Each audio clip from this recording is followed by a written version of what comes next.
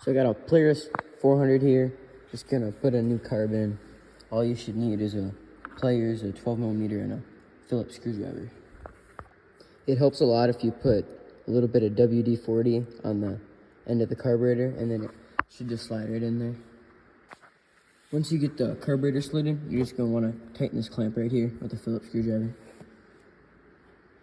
Once you get your clamp on your carburetor tightened up, you're gonna wanna take your throttle cable and slide it in.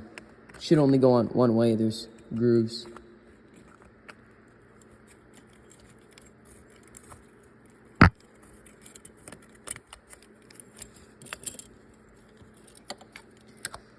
Then just tighten the top up. Once you get your throttle cable connected, you're gonna wanna take your choke cable, just screw it in right here.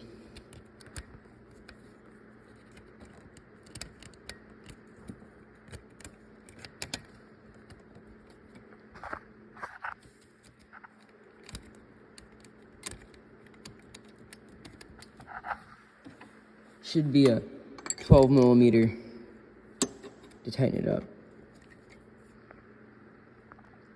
Once you get your throttle and choke cable connected, you're gonna wanna connect your fuel line.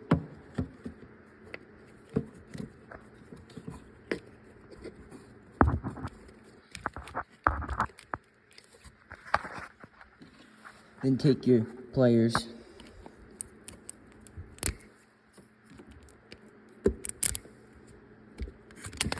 move that clamp down. And make sure over here you turn your gas back on by putting it down. So there's a carb installation on a Polaris Xploder 400.